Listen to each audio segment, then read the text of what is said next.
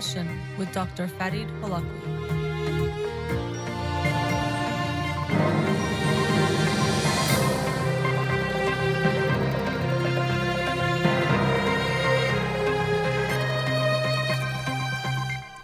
Good afternoon. Welcome to In Session.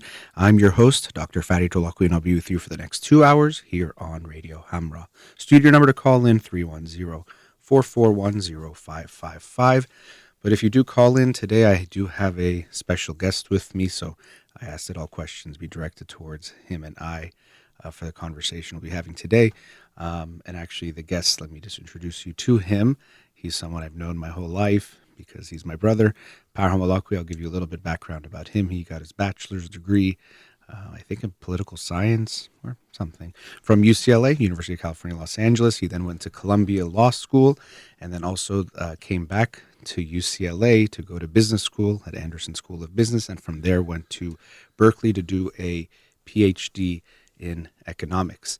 And he's joining me today to talk about some of the issues related to the spread of information, the misinformation that can spread, and other ideas that can relate to some of the things he's studied in economics. But let me just bring him on before I keep going on. Parham, thank you for joining me today.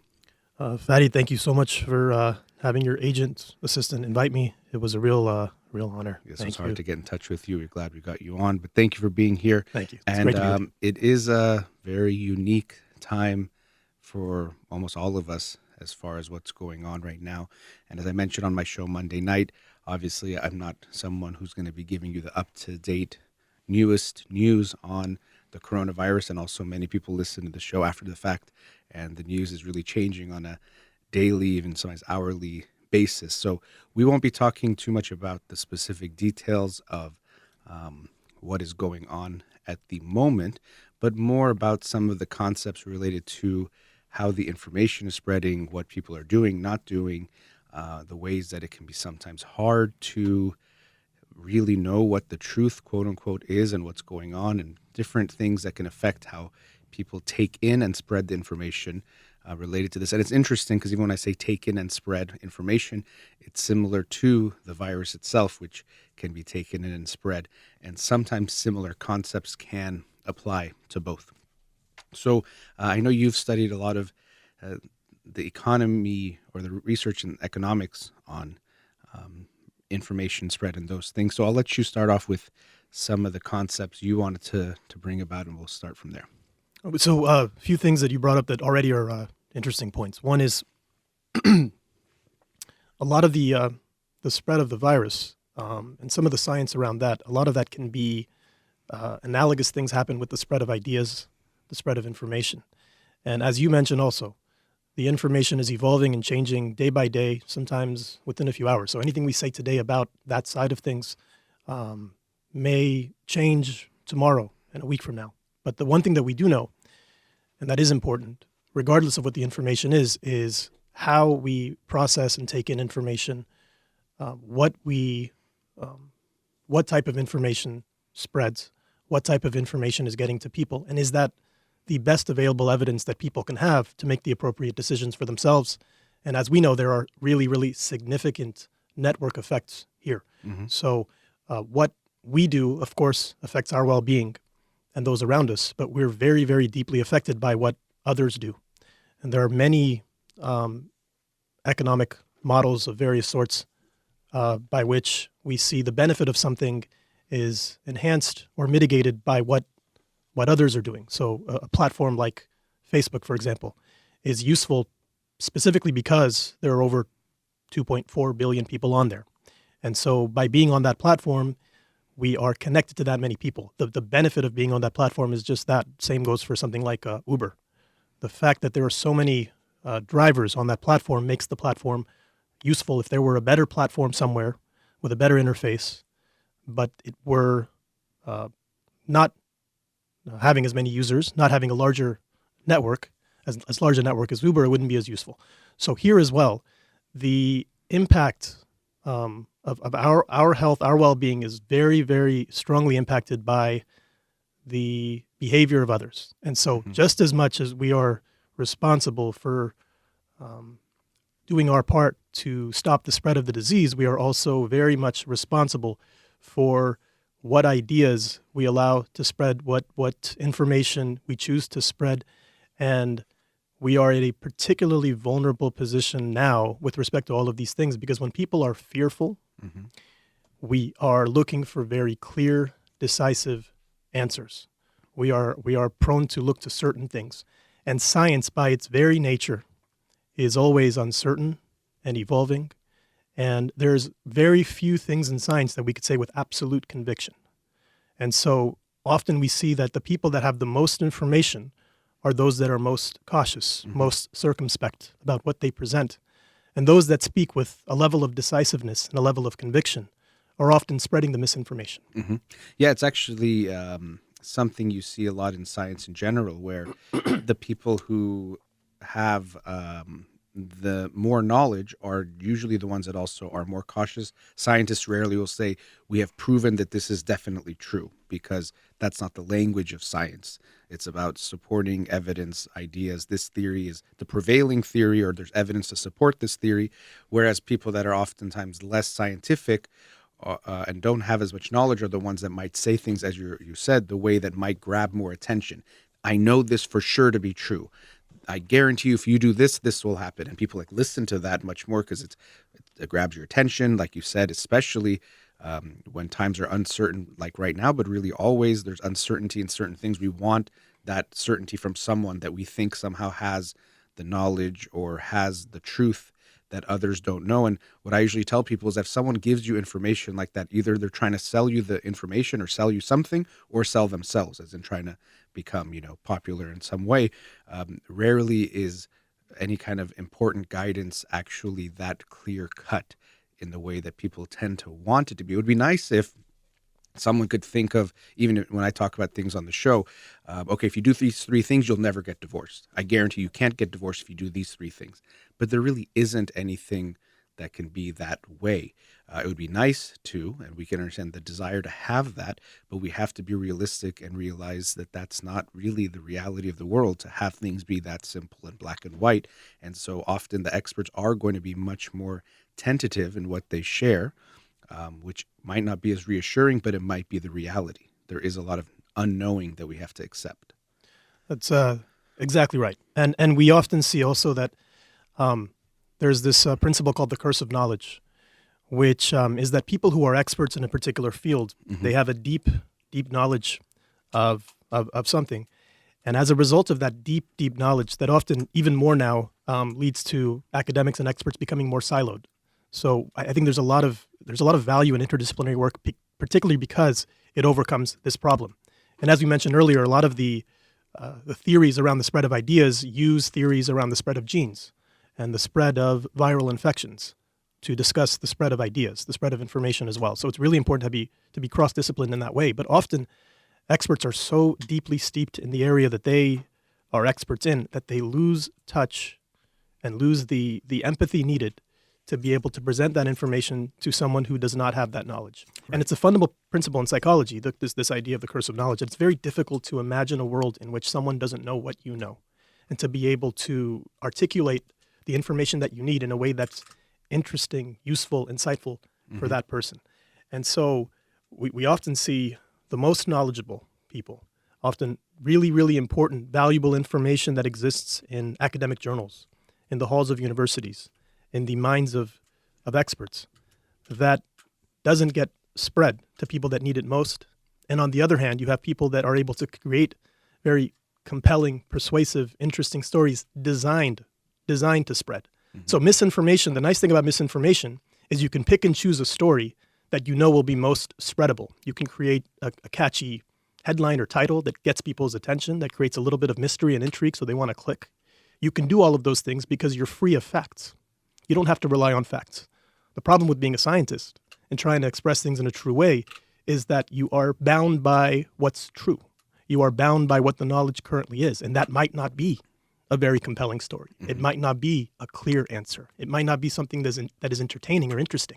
It is what it is. It's the facts. And so you're much more constrained. So it's up to each of us to make sure we're trying to stem the the spread of this infectious disease, this global pandemic, and we all have a responsibility around that. We're all practicing social distancing and all of the other things that have been recommended by the CDC, the WHO, and other authorities that know far, far more than I know and that we know, and we'll rely on them continuously and not on us. But what we do believe is important also is to make sure we are spreading that information, the information that's needed, that's useful, again, because that can be as dangerous as the spread of a virus. Well, it's similar principles apply. And in this case, the spread of those ideas can contribute to the spread or the slowing down of the spread of the virus and things like that. So one take home already is that this is always the case, that be aware that people who are very certain about things that are uncertain, which I know itself, it can be hard to know, they usually don't know what they're talking about. And it's kind of paradoxical. The people who are most confident, and even really they're being overconfident, are the ones that know the least.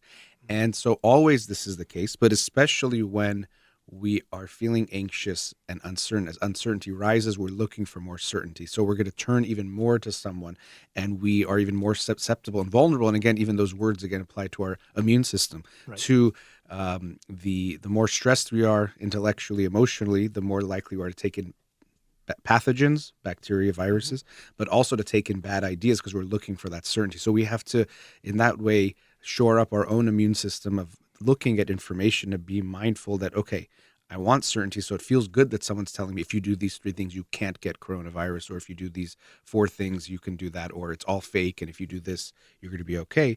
But we have to be aware of that desire for that and be more mindful of what we take in, because, as you said, it could be literally matters of life and death, or others' life and death, which we'll also talk about, this idea that even if it doesn't affect you directly, or you think it doesn't affect you directly, what you should and shouldn't do.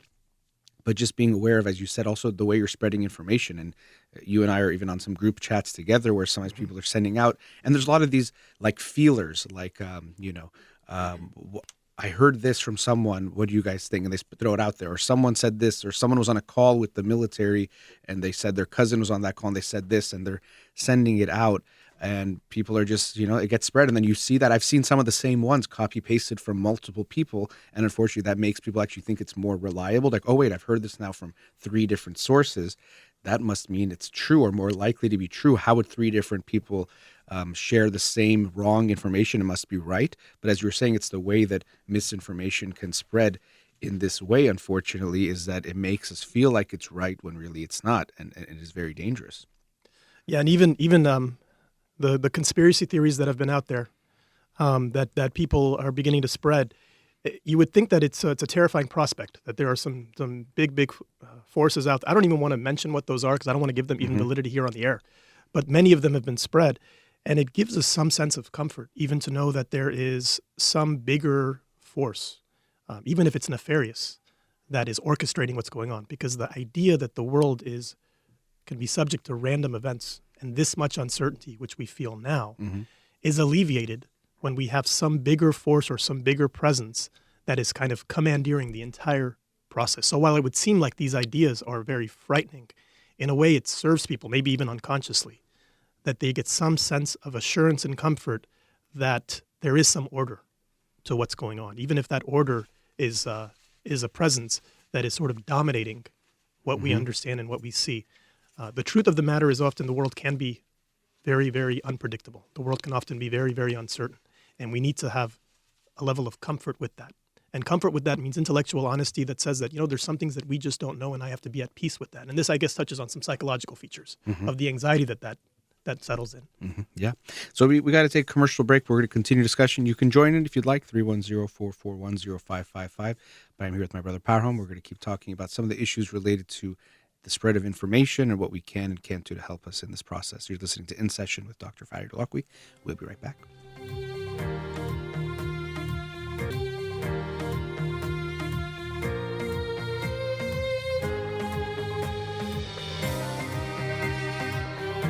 Welcome back. I'm joined by my brother Parham Holakouee. We were talking about some ideas related to the spread of information, as we're also looking at the spread of this virus around the world. And of course, there's ways that what we do with spreading the information can affect how the virus spreads by what we do and don't do, and who we listen to and don't listen to can have big impacts on this. And you mentioned something in the first segment about when we don't feel as safe, when our safety is threatened, and that can have big impacts on lots of aspects of what we do and how we approach things. In general, when we don't feel safe, there's a feeling of rejecting the unfamiliar, going back to the familiar, going into kind of our cocoon. Even you can feel it. You think about it. If you're feeling like you're in a place where you could get sick or exposed, you're going to kind of maybe hold yourself in more, crouch, be more afraid of what you touch, all those kinds of things. And that affects us emotionally and intellectually as well, where we're rejecting of lots of things. We go back to our familiar. And I think this could relate to the way things are spread, that people look for something that feels comfortable for them, even if it's something scary, as you were saying before, like it could be a conspiracy theory or something really fearful, but they want to go back to what they're used to. And so that's why I was saying before, we have to challenge ourselves to be mindful of where we might go to by default, because that might not be the best place to be physically and emotionally. And we have to, as always, be aware of where we're going, what we're doing. Completely. And I think that problem is exacerbated with the advent of the internet, with social media, because those the algorithms that these social media platforms have are often designed to personalize the content that we receive. And personalizing it means it's feeding you back the things that are already aligned with what you currently believe.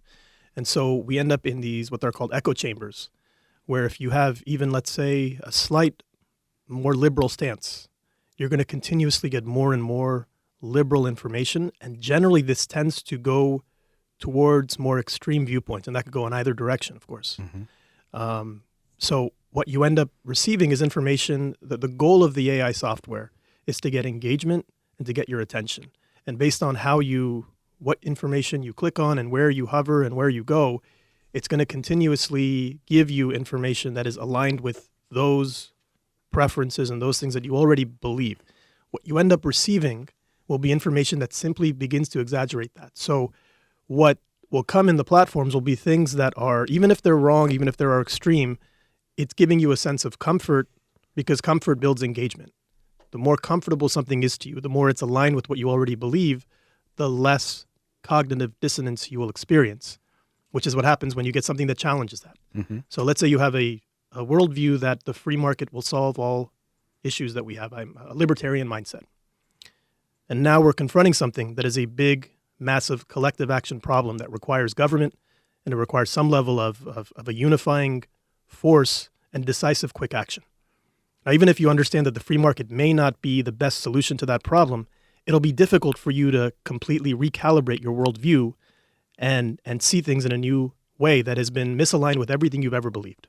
And what the algorithms will do, the information that we receive in the past, we all generally received information from a few credible sources. Some level of journalistic integrity was embedded in what we were receiving. Now we are receiving information that is tailor-made for us, generally. People that have active presence on social media and on the internet, that's what the information that we receive generally is comprised of. And so it's really, really important that we take our own steps to understand, is there something that I need to evolve in my own mindset about this? Is there something new that I need to look at? We should always, I think, challenge ourselves to be intellectually honest about things and not just give ourselves the information that continues to reinforce what we already believe. Because what happens is, even if people have a shred of doubt about that thing, what they're able to do now with 4.5 billion people connected on the internet is find other people that are like-minded about almost any belief, even if it's a fringe belief. And what the AI software will continue to reinforce for you, whether you're on YouTube or Facebook or Instagram, are things that seem to reinforce with that same worldview. So that's, last week I talked about open-mindedness and how everyone thinks they're open-minded, but really we're all just open-minded on things we think we should be open-minded on, and everything else we just think we're right. And we don't think we should be open-minded. We think it's actually wrong to be open-minded. So the same thing when you were talking, it's like ideologies can have that same feeling.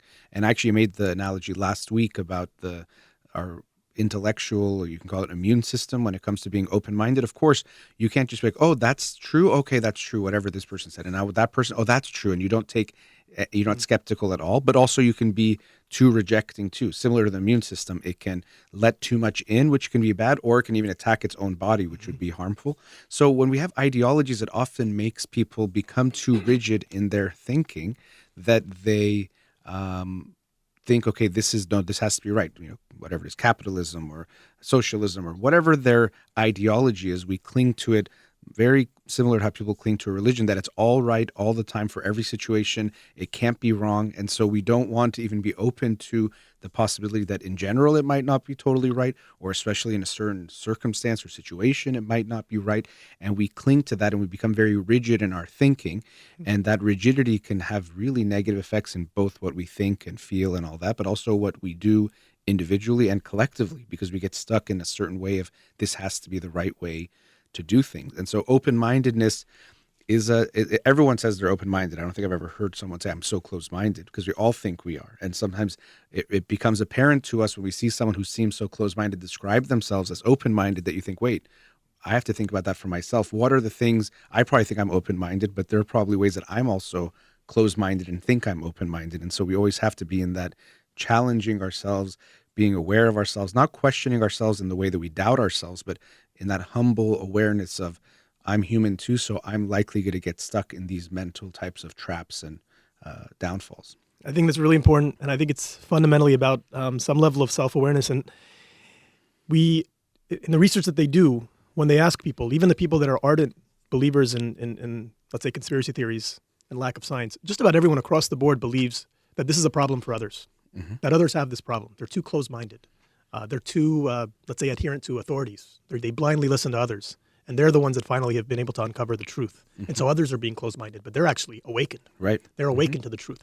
So the problem inherent in this is that I think there's fundamental lack of self-awareness in many, many ways. Even when it's those that are challenging all authorities and they're contrarians fundamentally in how they look at things, when you ask them that, it's really important for you too to be self-aware and at least consider the opposing view and see if there's any merit in that, they believe this is a problem for others. And I think there's unfortunately, some philosophies, some mindsets that reinforce this even more strongly. So deep belief in sort of ideologies, some types of religious belief where you are just believing that this is all of the answers exist in this one sort of set of axioms or principles, and everything else outside of that is false. Those tend to be even more self-perpetuating, where it leads to less open-mindedness, unfortunately. Something like the scientific method at least seems to be, and others will challenge scientists, and scientists have their own problems, which we can get into, why there's issues there as well.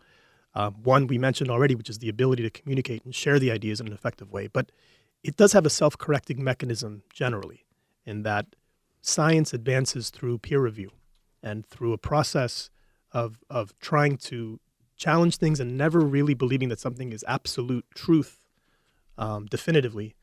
And so there is sort of a self-correcting mechanism inherent in the scientific method versus maybe some ideological beliefs that seem to be sort of all-encompassing and excluding anything outside of that.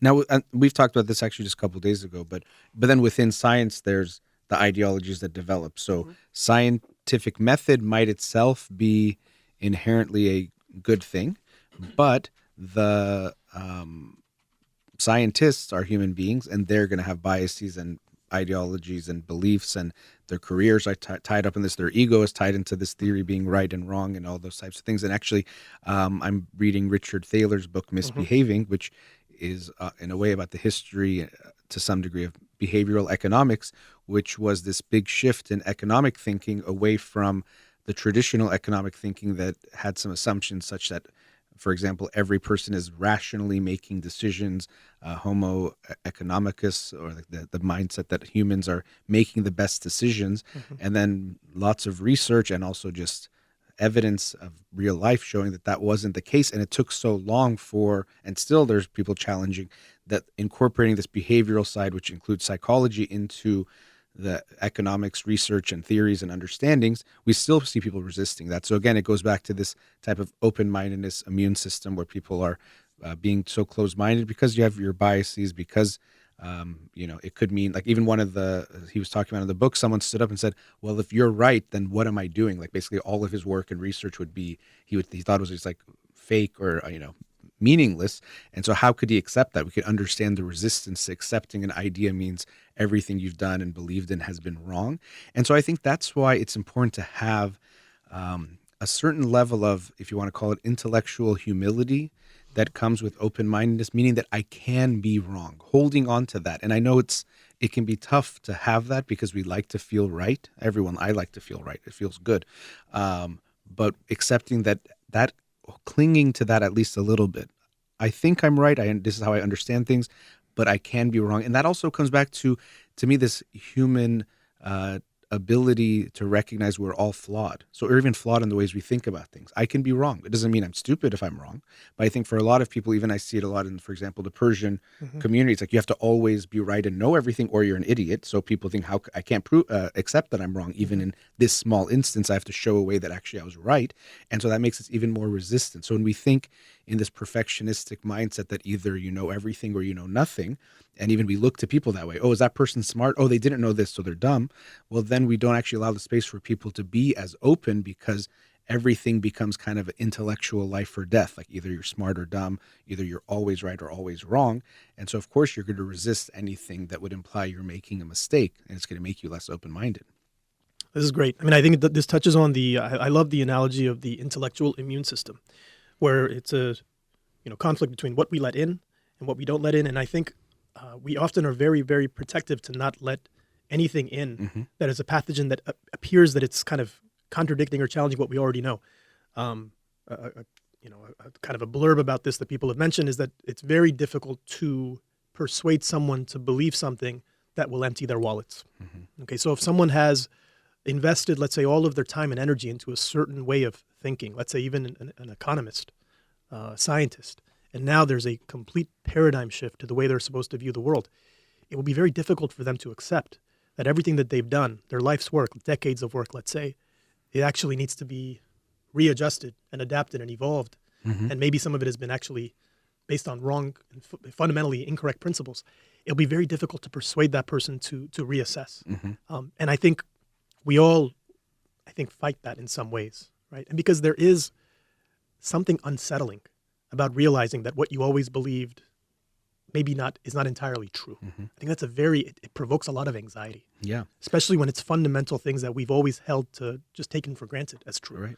Well, I think that's the thing where at first the amount of importance you're putting in being right is what you have to be aware of. So if I know I'm right, it's so good that I'm right, I'm better than others because I'm right about this, then of course there's a lot more at stake to be wrong or be wrong, partially wrong even.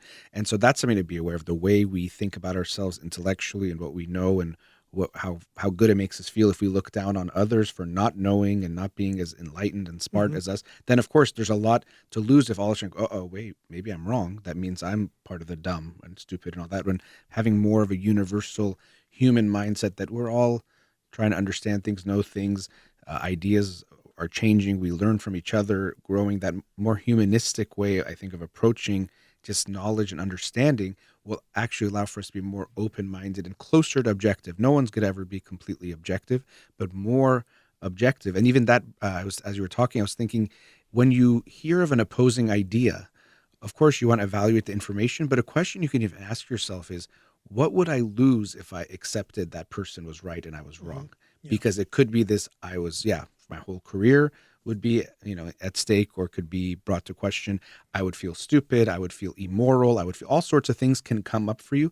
And you have to be aware that greater that cost is that you would pay for acknowledging you were wrong, the harder it would be for you to genuinely evaluate the information in an objective way. Because of course the scales could be weighted in a certain direction. And we know human beings are incredible at justifying whatever they want to be true. I mean, in therapy you see, but just in daily life, in politics, you see people say things that are so outrageous because they already have a belief, an emotional want that something is true, and they'll come up with the intellectual justification for just about anything, even as outlandish as it might seem, because they're holding on to some core idea. You hear people that say that, that person's a flip-flopper. He changed his mind. I've believed this from 40 years ago and I haven't changed. If you've never changed your beliefs, if you're not evolving and seeking to grow and learn continuously, you're being intellectually shallow. I mean, that is not the way that you live your life, is to say that I've believed this forever and I'm never going to change. Now, as you said, there's an immune system here. So there's some beliefs that we have a lot of evidence to support will probably continue to be true. I have a firm belief that tomorrow the sun will come up based on a lot of evidence and a lot of science and people that I've trusted that suggest to me that this is the case.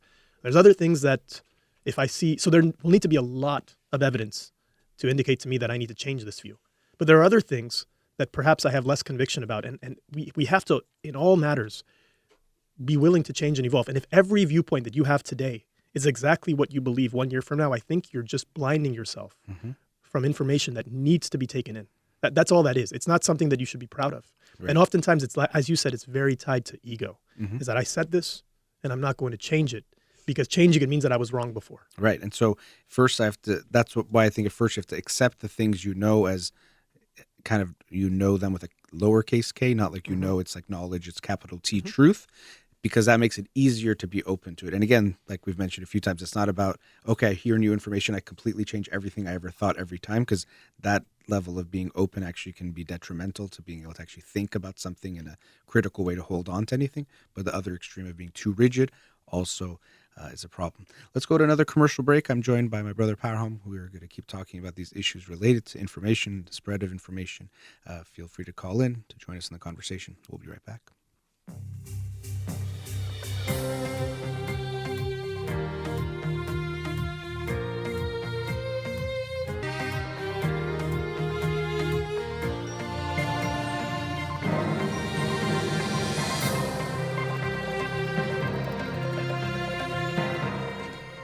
Welcome back. I'm joined by my brother Parham, and we're talking about some ideas related to information, how it's spreading, things we should try to pay more attention to, less attention to, how it's affected by what's going on. And you've mentioned, as we've both talked about, misinformation and how that's spreading a lot. And we hope that people would listen to the experts who are sharing valuable information that can have big impact on saving lives and reducing the spread and the impact of the virus, things you mentioned, like the CDC, the Center for Disease Control, WHO, the World Health Organization. These are experts that I hope will have faith in. Of course, they're going to get it wrong sometimes, but their intentions are good and they are more knowledgeable and experts in this area. I saw a funny post. It was something like a cartoon, and the man was looking at his wife, said, "Oh, it's funny, all my Facebook friends who last week were constitutional scholars are now infectious disease specialists." You know, so it's kind of like how everyone thinks they know what's going on. And I don't really, obviously, know. I don't understand how viruses work as well as the experts do. And so this is when we do want to turn to the people who are more knowledgeable. We've talked about how no one knows everything, but they know more. And so we have to go based on the best knowledge we have at this time. That's the only thing we can do in any field, any area. We never know the absolute truth, but we want to go to the closest we have to it at this time. And it sounds like, you know, with everything we've said, that we need to be continuously evolving, continuously learning. What we know today will grow and evolve tomorrow and next year and 10 years from now. That's all true.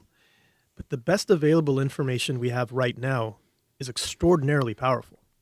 Using the best available information we have right now can stem the tide of this infectious disease. It can save millions of lives. So following everything that we know right now, even if it's incomplete, even if this will change and evolve and grow and there'll be more things that are added to that, following that based on all of the evidence that we have by leading experts around the world, because this, again, being a global pandemic, it's got the attention of people that have studied this for decades, who understand this in a deep way. Following those experts is extraordinarily powerful, and failing to follow those experts is extremely dangerous. And so the stakes are really, really high to not just say, well, you know, information is always changing. There are things we believed 100 years ago that are no longer true. Why should we believe this now? We believe it now because following it has deep and important ramifications, not only for ourselves and for others. And it's demonstrably better than following myths and misinformation, however compelling, however comforting, and however much aligned with your existing worldview they may be. There may be more comfort in not looking at what the CDC says, because again, it's cautious and it's nuanced And it appears that, for those who are contrarians, they have certain beliefs that why should I trust this person? And often I think, and this is probably there's psychological dimensions to this that you could probably address, but there seems to be some that if I've trusted authority and been disappointed before, I begin to challenge and question everything. Mm-hmm. And I think that that's sort of inherent in a lot of people. And often this does happen even with authorities, with governments, with people that have at times misled people.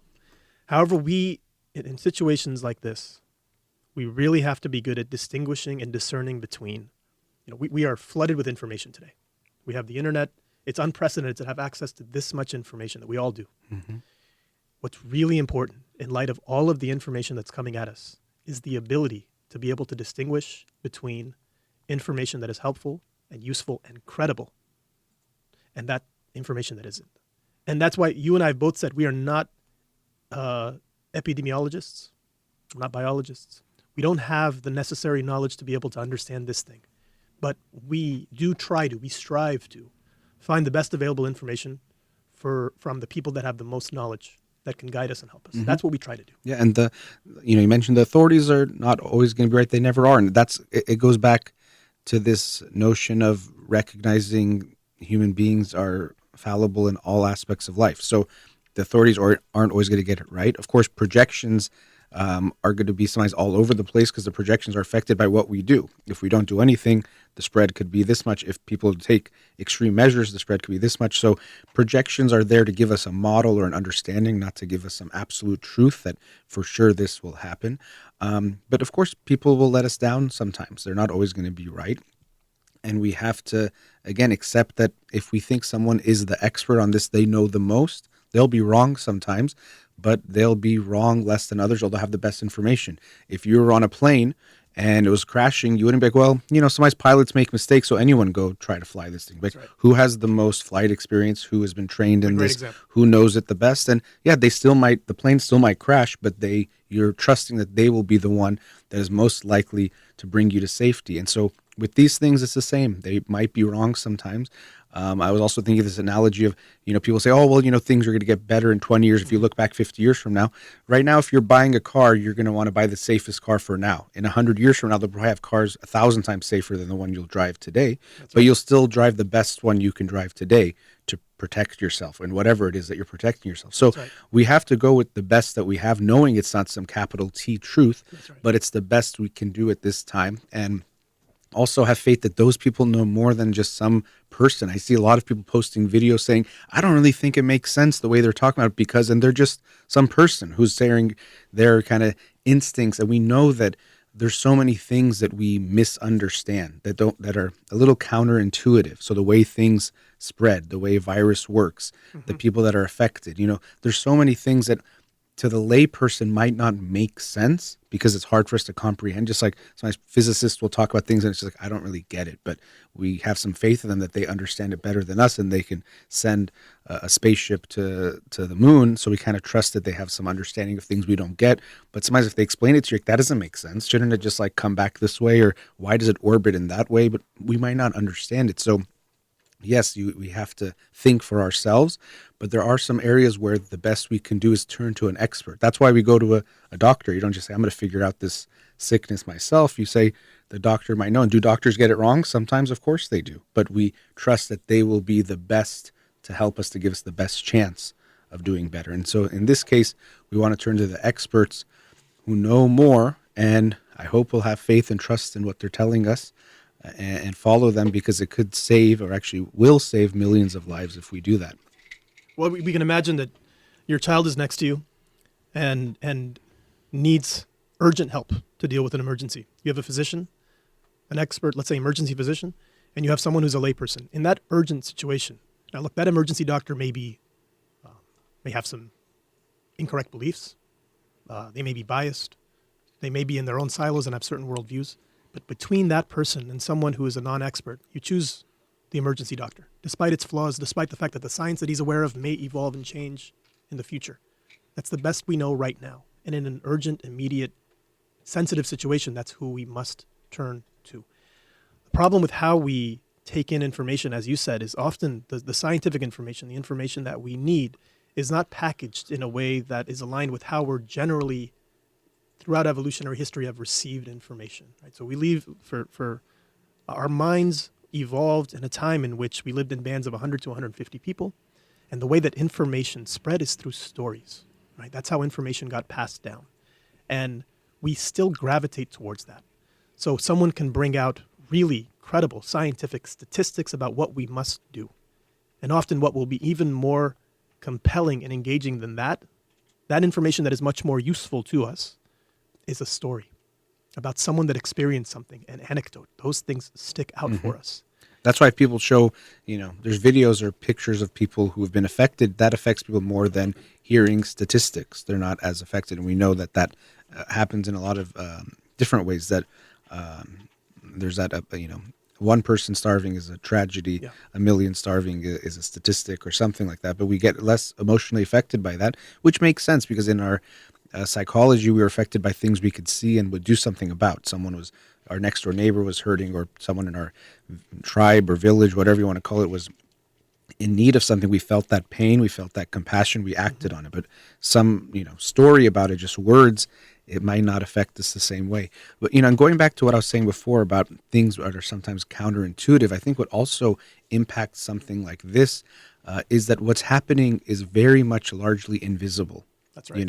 The spread of this is, you interact with someone, like, I just gave it to them, or they gave it to me. It just doesn't seem real. Like, how is that happening? But that's how these things spread. Or I touch something and I touch my face, or, whatever it might be. It just seems it's hard for us to understand. And that's how it's always been throughout history. Before it was so hard for them to understand germ theory and different things related to, how bacteria and microbes and things can cause diseases, because they couldn't see them. They thought it was visible things, because that's what makes sense to us, is something we can see. Something invisible is a lot easier to think maybe it's fake or made up, or, the way they're talking about it is too extreme, because we're like, what do you mean if I go to this place, it's likely to spread? We're just going to, an event. Why would that spread there? Or going to my church or temple or whatever other gathering. That's another thing we can talk about, people, when religious beliefs or superstitions can coincide with the science and the information. Yeah. But I think the invisibility of what's going on, unfortunately, can further add fuel to this fire of misinformation and having a hard time believing what you hear, because you just think, I can't see it, so how could it be real? That's a really good point. And in fact, it's much easier to get people to rally around a common enemy, one that you can see. So it's why they've even kind of said, like, the war on cancer, something like that, or war on drugs.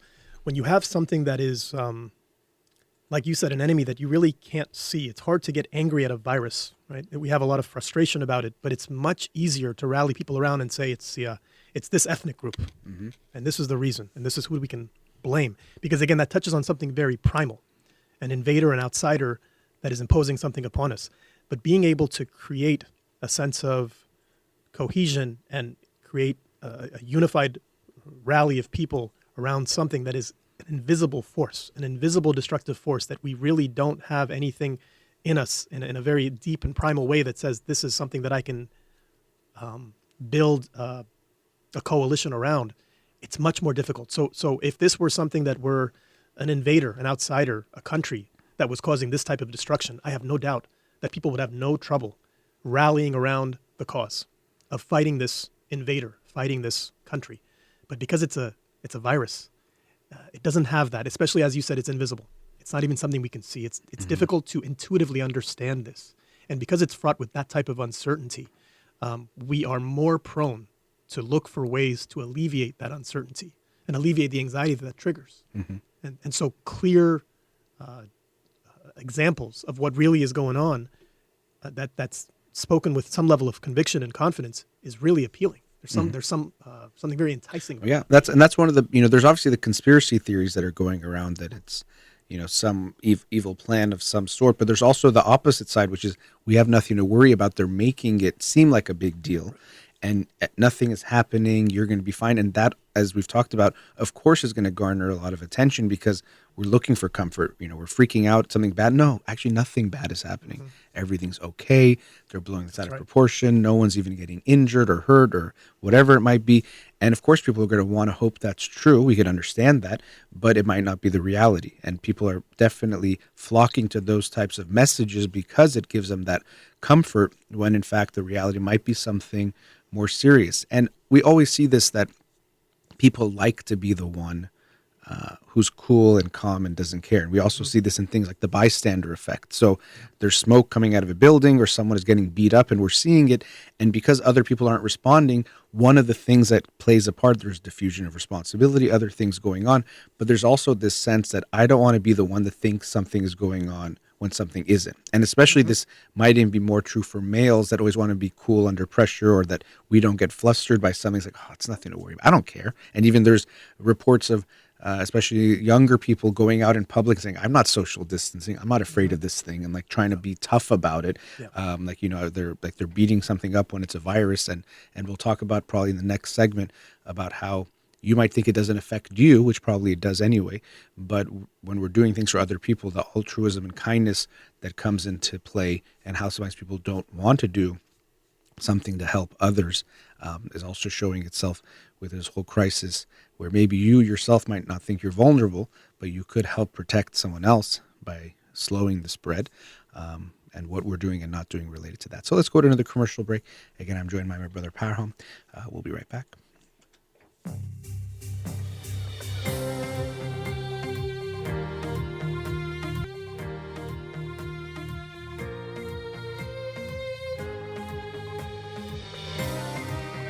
Welcome back.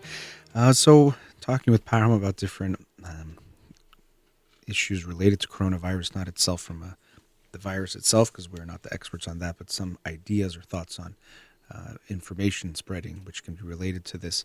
And you mentioned before before the break about how people are acting and wanting to have a common enemy.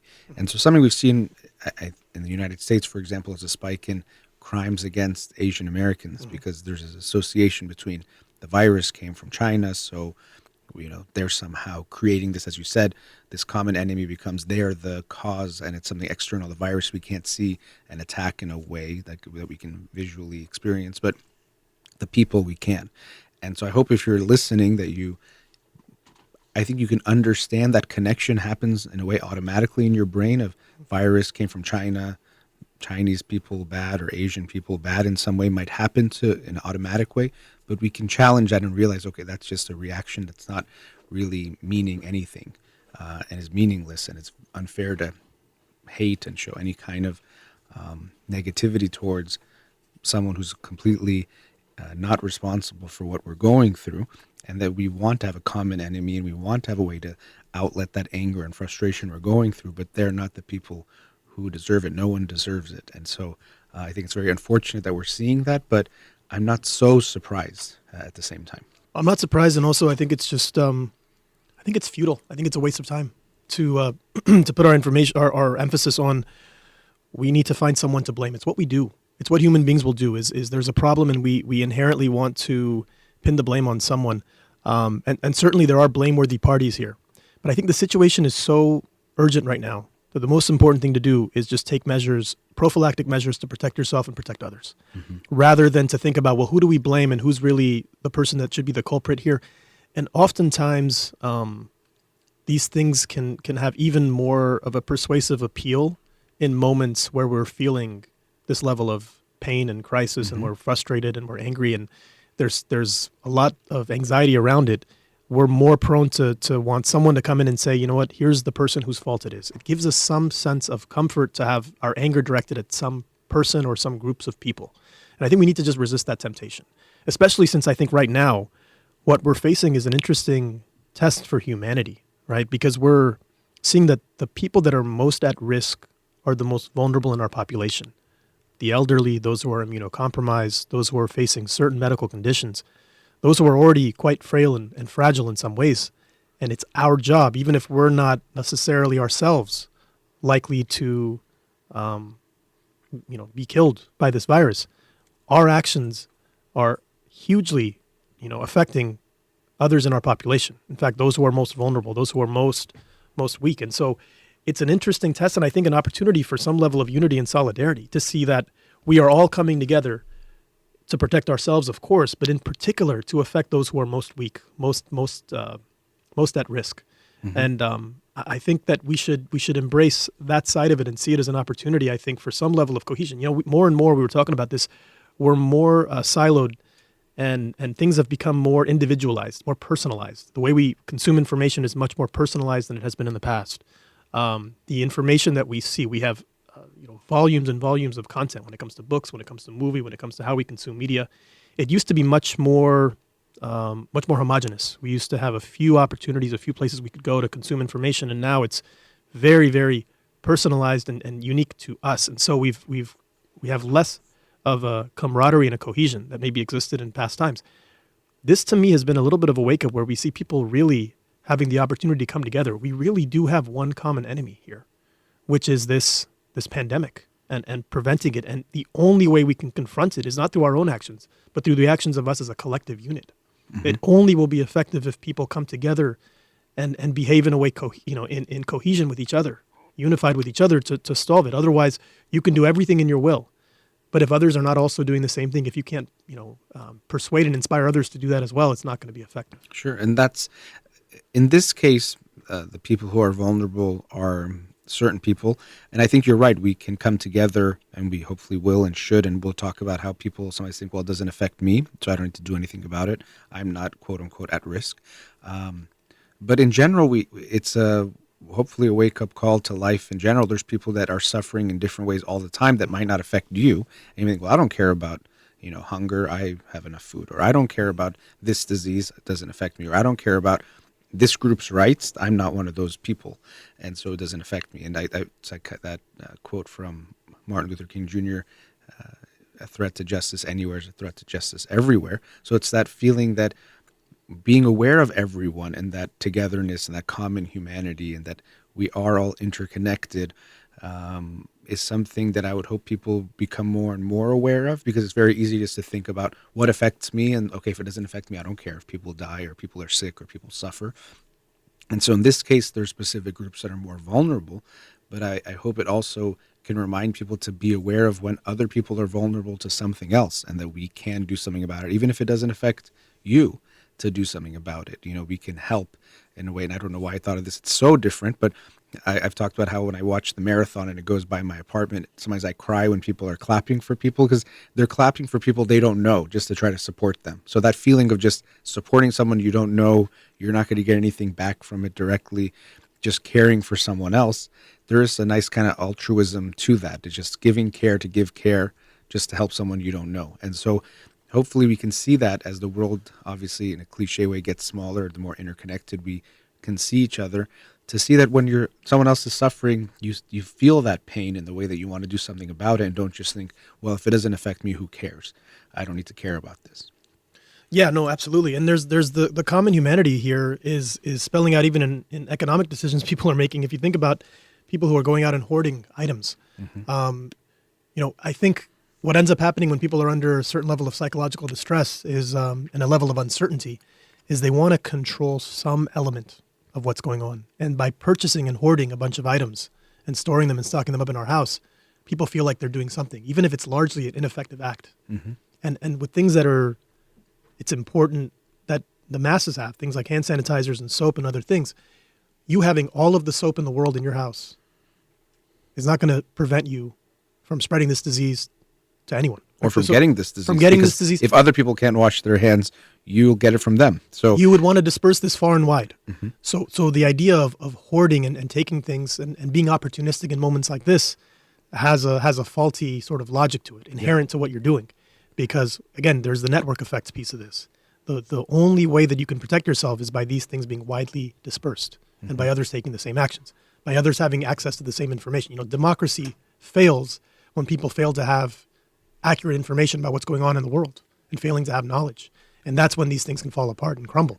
So people having access to the most up-to-date and most important information is crucial to your health and safety, not just you having it, but as many people as possible having that information. Mm-hmm. And the same thing goes for things that are prophylactic measures that are outside of the realm of ideas, but just in protective measures we take to protect ourselves and to protect others. That's the only way something like this, it's a really, to me, interesting test for humanity, what we have here. And I think an opportunity for some level of us kind of unifying in a way that maybe we haven't for many, many years now. Mm-hmm. And yeah, I think it's obviously with this situation, it's bringing up, we've talked about the fear and the uncertainty. So it creates a scarcity mindset for a lot of people. There's not going to be enough. What's going to happen? And so that's shifting people into overdrive. And unfortunately, we've seen people being a lot more, for lack of a better word, greedy at times, making sure they have so much, even if it's too much, and not being concerned about anyone else, which is what happens when we feel that there's a scarcity of things. And so we like to think of ourselves as good people, kind people, generous people, but we know that can all change when we feel that our life is in danger or there's a threat. People, unfortunately, it can bring out a nasty side of us. It can bring out good sides as well when we don't have enough. And it's a reminder, I mentioned this on Monday's show, that it's very easy to judge people that don't have things, people who are, let's say, less fortunate in other ways. We're talking about health right now, but financially and financial security. And so they might do some things that you think are not good or right. And it's very easy to judge them and say, I would never do such a thing. I would never steal or take too much or whatever the thing is you're judging. And then we see ourselves in these situations like, whoa, like I'm doing some of those exact things and I'm way less in threat than those people are constantly facing.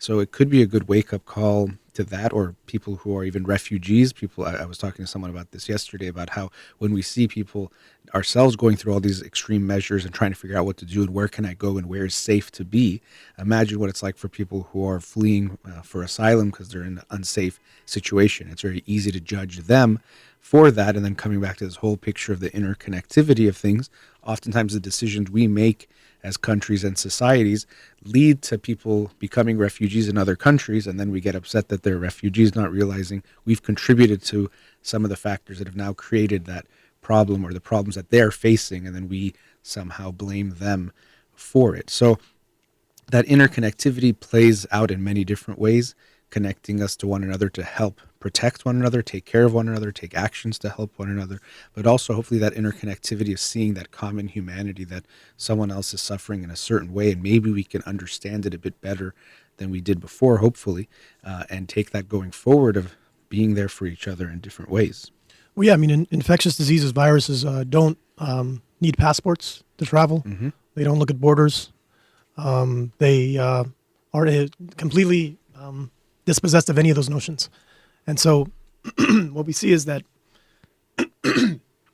we have something that is not in any way subject to those sort of biases or prejudices that we have. This is truly something universal. It is truly something that affects us within our borders, regardless of how much we protect and erect borders or walls around what we have, not to get political about it, but really it's something that is, there are only so many measures we can take that are about sort of protecting the homeland and letting things be chaotic around the world. It really is a global problem that requires global cooperation. And you know, you mentioned this idea of scarcity, which is a mindset that we all are prone to potentially have. And if by one definition, economics really is about the division of scarce resources. That's really fundamentally what economics has been. And this kind of was led in large part by Malthus's idea of how population is continuing to grow. His observation from long ago that populations grow exponentially, but resources grow geometrically, and so this is going to ultimately lead to a problem where we cannot provide for all. And so overpopulation was the key problem that he had. Of course, this was based on a miscalculation. Populations do grow exponentially, but that begins to subside at some levels, as we see today. And resources are not necessarily always going to be expanding geometrically. There's all kinds of measures that can make them expand at much, much higher rates. And also, it's led to sort of principles around economics that are more now about less of a model of scarcity and more of a model of abundance. How can we expand what we have available to us right now so that everyone gets more? There's more to divide up, rather than thinking about a fixed pie and a fixed amount and seeing the world as zero sum. Zero sum mindset says that there's, the only way that I can gain is if others lose.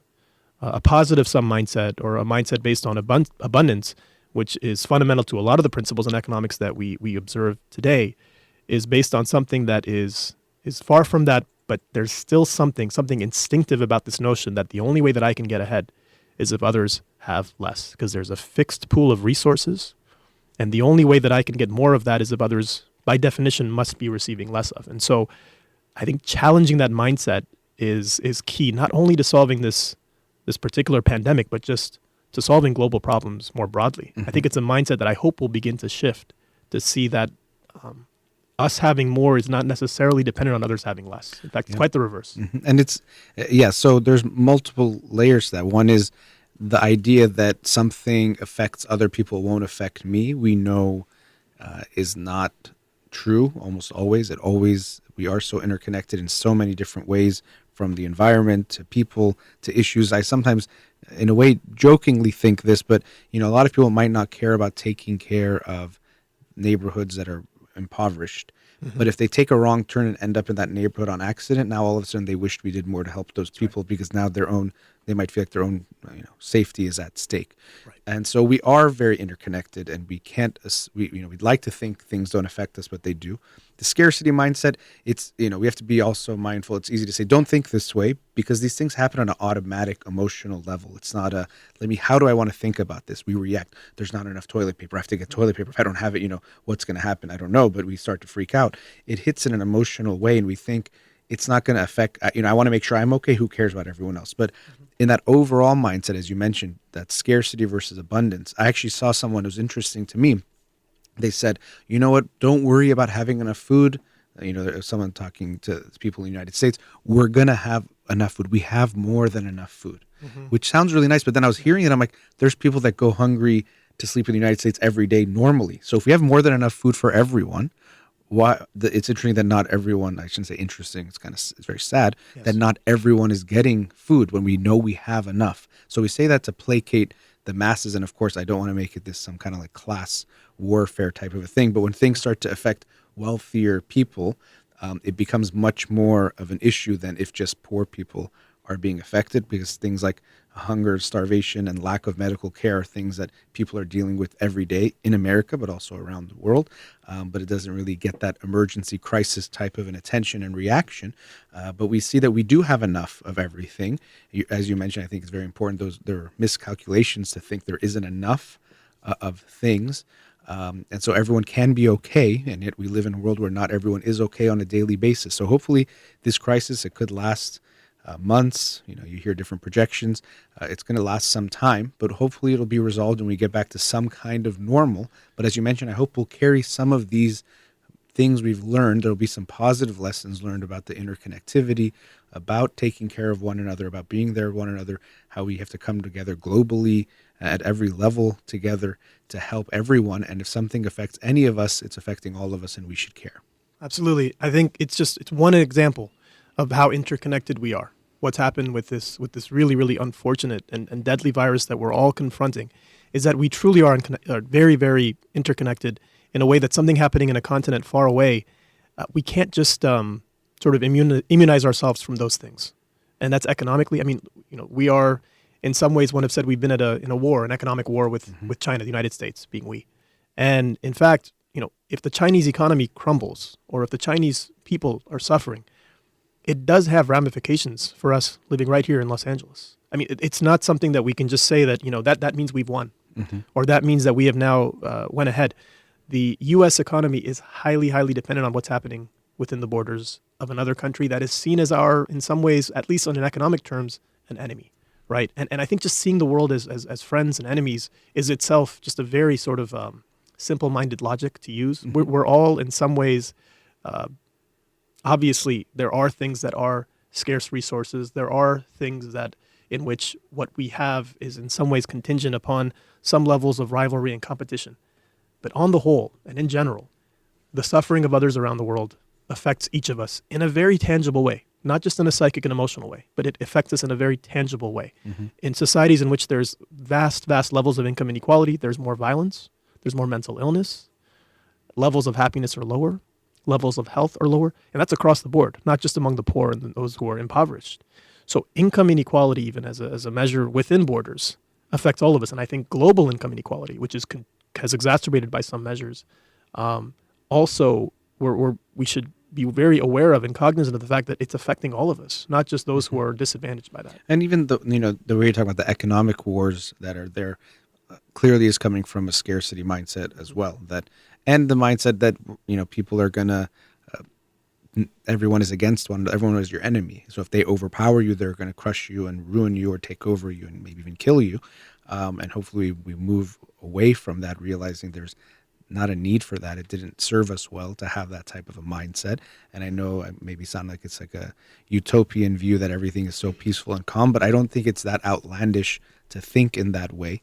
And, we can move towards that and recognize that. And as you said, there's a common humanity that's coming through in this. It's very unfortunate that we're going through this, but hopefully one of the effects can be recognition of that common humanity and coming together more after the fact, not just to get through this difficult time. Let's go to a commercial break. We'll be right back.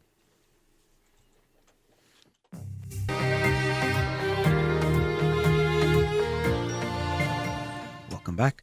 I'm here with my brother Parham. We've been talking about some issues more related to the spread of information, but also we've gone into some other concepts and ideas related to what's going on right now around the world with the coronavirus pandemic.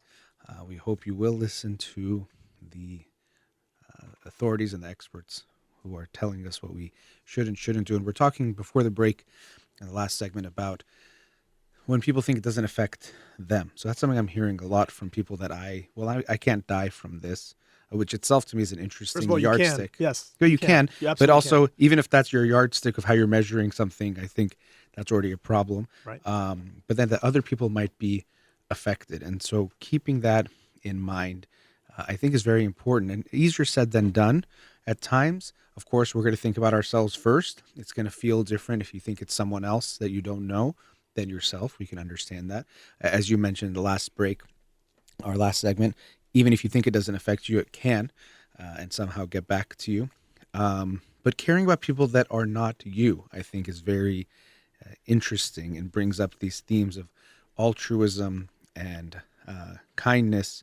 And of course, when we're feeling more threatened, it's harder to feel altruistic. That's going to happen. If you don't have money, it's going to be less likely you're going to be charitable and donate money. But if you have more, it's easier for you to be, show as being more charitable. So this is having big impacts on people and what they're doing and who's deciding to get involved and not involved, unfortunately. And we hope that we'll keep in mind that if someone is being hurt, we hope we will all care about that and do what we can to protect them. Absolutely. And, in moments of high stress, in moments of high anxiety, let's say in war-torn areas, where thankfully we here in the United States have not confronted moments like that for quite some time now. But in those moments, that's when people tend to move towards often mindsets of scarcity, right? Like high levels of stress, high levels of anxiety, high moments where people feel like their survival and the survival of their loved ones is at risk, and where there's a lot of uncertainty around things and a lack of safety. That's when we move towards a mindset of scarcity as opposed to a mindset of abundance, which usually is something that begins to come about in societies that have had some semblance of peace, some semblance of order, rule of law. That's where we see more of an abundance mindset. But right now, we are most, I think, vulnerable to have our, I guess, somehow selfish interests take hold, and a sense that I need to protect my own, and I need to protect my own things, and at the expense of others. And again, as we mentioned before, what we're confronting here is not something that you siloed by yourself and taking actions that are about sort of selfish hoarding measures is going to protect you. The only way that this can be protective is through a level of collective action across all people. And the part that you touched on, which is the piece about just fundamental empathy, what we do affects others. And never has that been more clear than right now, where we have people that are very young and very healthy, that, and the statistics bear this out, they are far, far, far less at risk than someone who is older, immunocompromised, and suffering from other conditions. And yet it is our responsibility to take action and do things to protect others, to not protect ourselves often, but just to protect others. That's the primary chief reason we're doing a lot of these things. We as a society have decided right now that largely to protect those most vulnerable in our society, every one of us, even children who are not thankfully, not at risk for this, can spread this disease. Mm-hmm. And so schools have closed. Now, these children, again, and this is the United States, in some other countries that hasn't happened yet, but we have decided that we are all taking action to protect all of us, of course, but particularly some of us, those who are most vulnerable. And we, there's a huge payoff we all get, even just psychologically, from doing things for others. There was a famous paper we were discussing previously, this notion of connecting money and happiness. And here we see that the article title was basically the concept that money does make us happy, we're just not spending it right. And so spending our money, our resources, our time, and our energy on others makes us very, very happy. It's actually the best thing that we can do with our money is to give, to spend on others, to be helpful to others. So, of course, that's done chiefly and primarily to help others, but also there's a very, very demonstrable psychological effect on our own well-being. Even our health is enhanced. Our psychological well-being is enhanced. All of these things come from helping others. This is scientifically proven. It's not just things we say to promote a worthy cause. We're saying it even purely selfishly. This would be a way of looking at it it's basically enlightened self-interest. It's enlightened self-interest. It's something that is certainly benefiting others. It comes to no benefit to you, perhaps, in some instances. And it's still very, very worthwhile to do. Mm-hmm. And so I'm hopeful that we'll kind of carry that and learn and realize that there's a lot that we can gain from helping. There's a lot that we gain from helping others, even if there's no direct payoff later. It's not something that's a quid pro quo or something that we're giving in the hope that at some point there'll be something that's paid back to us or because we'll be old one day. No, we're just doing it because it's the right thing to do. And that's it. It ends there. Yeah. And even, giving is, Eric Fromm talks about giving and that sometimes people say it's better to give than to receive because we say, it's more noble because it hurts more to give. So that makes it better. But he says, actually, no, when you give, you get to feel of your own vitality and strength and feel good. For those of you that are not going to be affected by this or as far as get affected or at risk, be very grateful that you aren't that at risk and hopefully pay that forward to help other people. Or as much at risk. As much at risk, yeah. At risk as far as, let's say, death, for example, which is used, which less, it's affected by age and different factors. Right. You might be less at risk for death. Yeah, it's probably a better way, not at risk. Less at risk is probably more accurate. Be grateful for that and pay that forward, give that to others. And it's a reminder of compassion. And, when people do compassion meditation, usually the way it works is you start with yourself. And of course, you do have to give yourself compassion. It's very important. It's very big characteristic of mental health is having that genuine self-compassion, self-love for yourself. But then you expand it to your family, to other people, and then even to enemies or people you don't like, and then to the whole world. And you expand that, and it feels very good, that interconnectedness, and recognizing that is really, first of all, I think a reality, but helps you feel much better. So you don't think of just, does this affect me? But if it affects anyone, you feel that at some level. And I think that is actually good to have that that feeling that when others are hurt, I feel something about it. And again, it does tie into things we've talked about, abundance versus scarcity, feeling safe. If you don't feel safe, you're going to be less likely to feel that way. But it's hopefully recognizing that interconnectivity means that if someone is affected, I have to do my part. I'm going to have less fun, for people that were worried about social distancing. I'll have less fun this week, this month, however long it is, and it will save other people's lives. And they don't owe me anything back. Right. When we live in a society, it's something we have to in some way take for granted. When you live with other people, there is an interconnectivity and interdependence that is there. You live with someone, all of a sudden you can't do everything you want to do every moment, but that's part of living with someone. And we live in this world together, and it's having that mindset that, yes, we're all affected by each other. We hopefully all will care about each other. It's not something about just looking at me. Does it affect me? What do I want? What do I care about? And if it doesn't affect me, why should I stay at home so that someone else might not get sick or something like that? It's a very selfish mindset, and it's going to leave you, it's going to carry over in how you interact with others, even in relationships. If your mindset is just, well, let me think about how I'm going to feel after this or how I care about this. If you're in a relationship, or if you're a parent especially, you can't have that mindset. The mindset has to be about consideration of the other as well.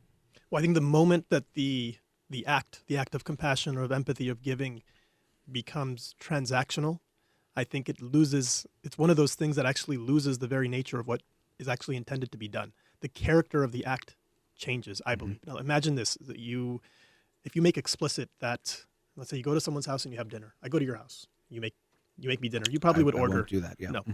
So I have dinner at your house, and I realize, I gotta at some point invite Farid over to my house and have him come here, and I kind of owe it to him. It's gotta even the score a little bit, reciprocate.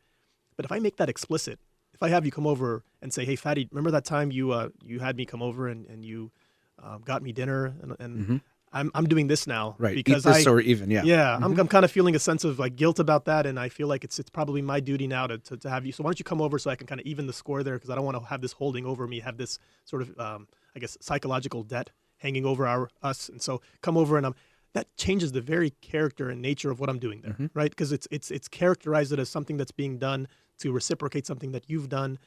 Of course, when I do it, it probably is somehow motivated by the fact that I do want to sort of give back from what you've Right. given me. At some level, we're all keeping some, they say we never keep track of these things, which I don't believe. If you feel like you're giving way more in a relationship that you're getting based on the type of relationship it is, you might recognize that. So we're all keeping a type of score, but yeah, it's kind of like how detailed it is and how much attention you're giving to it is a problem and will interfere with, like you said, the act of kindness that is being done. Well, I think just making it explicit changes the nature of what's being done. I mean, I'll just throw one simple example that we saw on Sunday. Joe Biden committed to having a female vice president. Now, I think that's a very worthy thing to do. We should have more women in positions of leadership, hopefully not just vice president, but president. This is something we should all be moving towards without question. But I think it changes who he selects then is going to be seen as, in part, it was done because the person's a woman, not because they're the most qualified person to take the role. Now, there's many, many qualified people that can take that position and will. However, making that explicit that this is exactly what I'm going to do, I think changes the nature of what's being done there. Making that explicit kind of removes the norm of, yes, of course we want inclusiveness and diversity, and we want to bring, all people into positions of high leadership, but making it that I'm committing to this because the person is this character, I think changes the nature of it. I think the same thing happens here when it comes to empathy and compassion. It needs to be done not because, one day I might be old and I hope people do this for me. Well, of course that's the case. We do, of course, hope that when we're in positions of vulnerability, others will care for us and take care of us.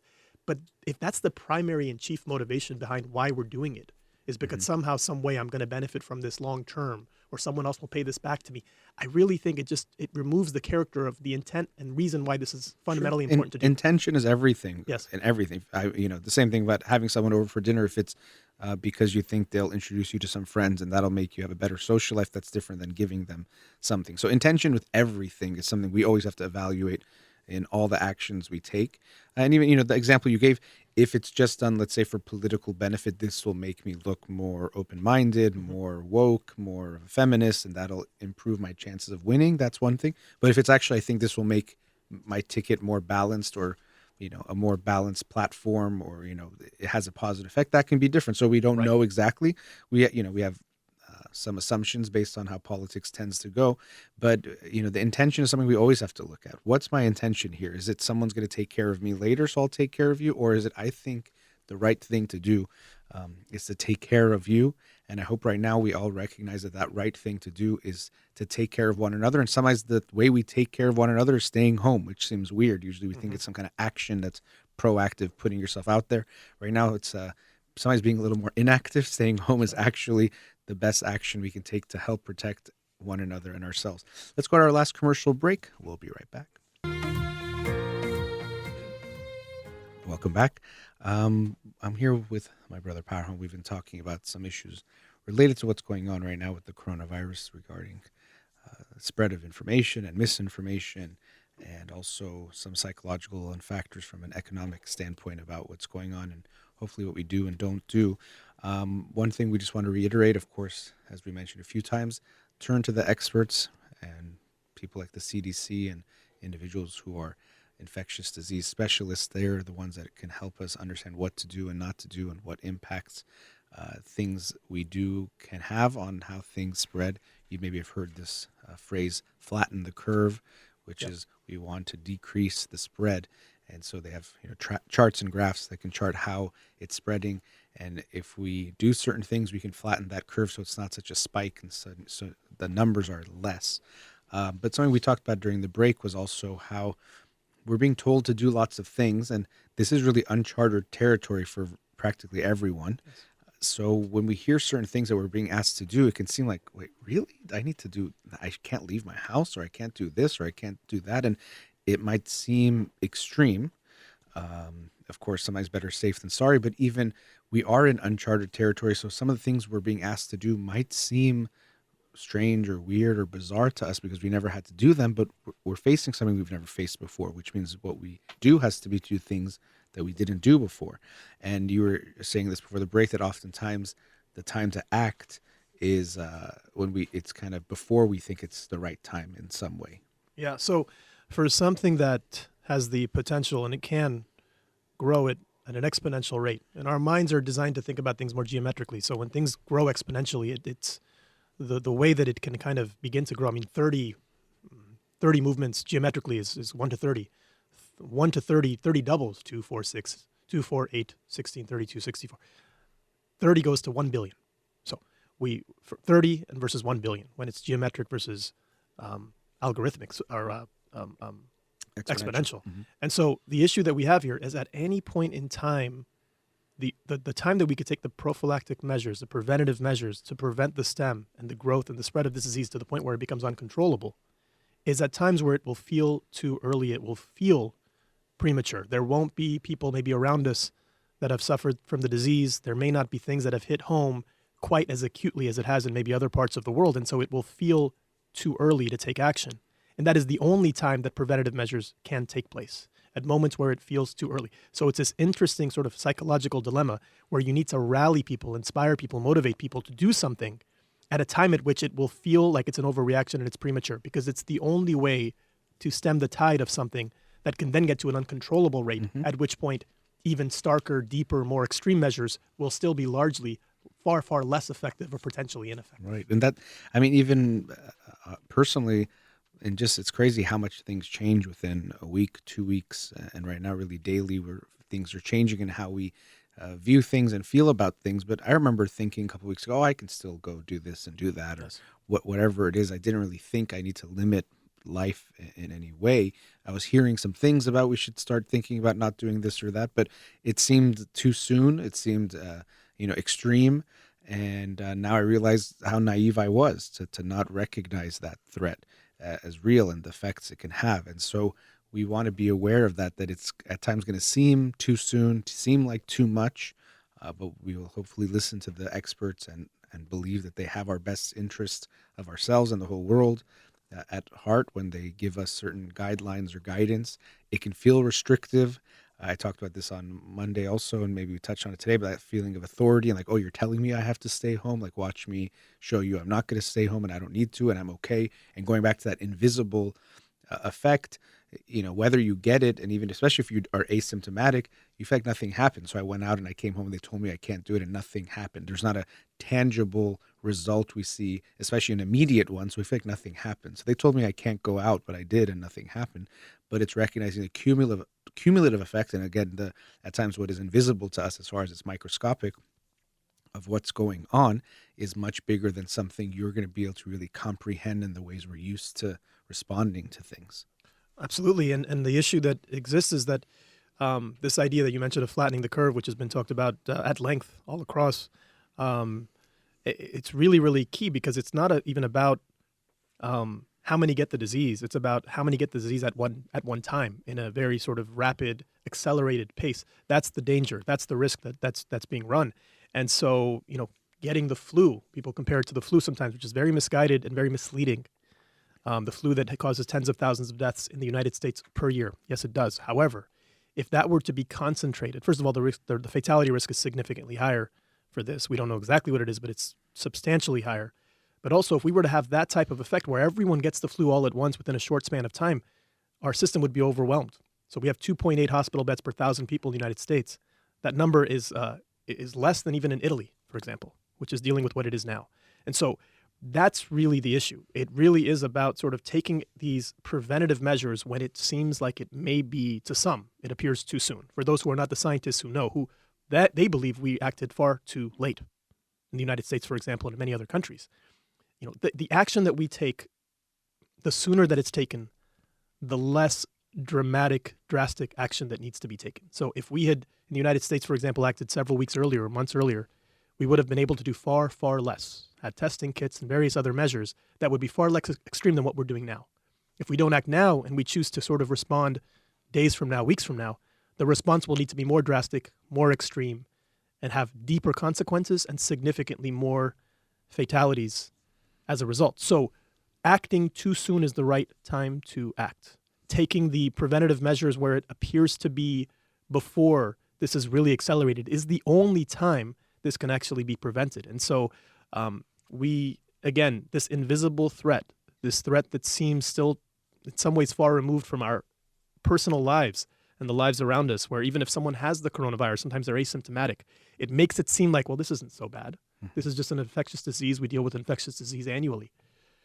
This is categorically different, and it's important that we take it seriously. And it's important that we, again, not listen to me or Farid, listen to the authorities, the experts. They have all of the guidance that we need, and there are fundamental core principles that there is uniform agreement across on what we must do, and that's who we need to listen to. Yeah, and hopefully we are all in it together. And you mentioned that before, this unifying impact, unfortunately, over something so negative and having a lot of damaging effects and literally taking lives and causing lots of other negative impacts.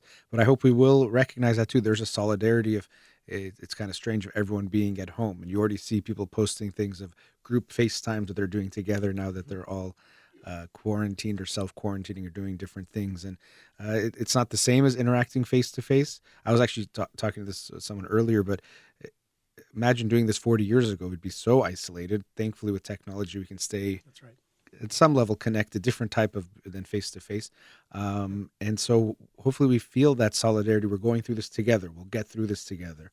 Again, it's a weird feeling, like, let's all stay home together. It doesn't seem like such an action, but it does inconvenience us in lots of ways. People are being affected, of course, financially, some much more than others. And that's why the government is, in all countries, including the United States, is trying to figure out what to do to affect the overall economy, but then also people who are more economically vulnerable. We've talked about vulnerable medically, but also economically. Some people are more vulnerable than others, and that's something that has to be looked at. But hopefully we can band together and recognize that if we act swiftly and act together, we can definitely have a huge impact on the negative impact and actually making things go back to quote unquote normal, whatever it'll be, sooner by what we do more immediately now.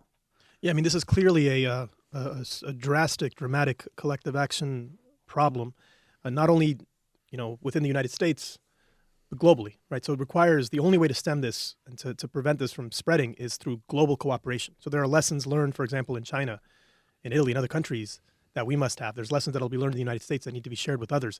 This is a moment at which it's really about just cooperation, and it's, again, a place where, for example, notions of the free market, which in many, many contexts have been extraordinarily helpful. So capitalism and free markets have led to huge, huge growths in uplifting people out of poverty and creating jobs and economic growth that has benefited many.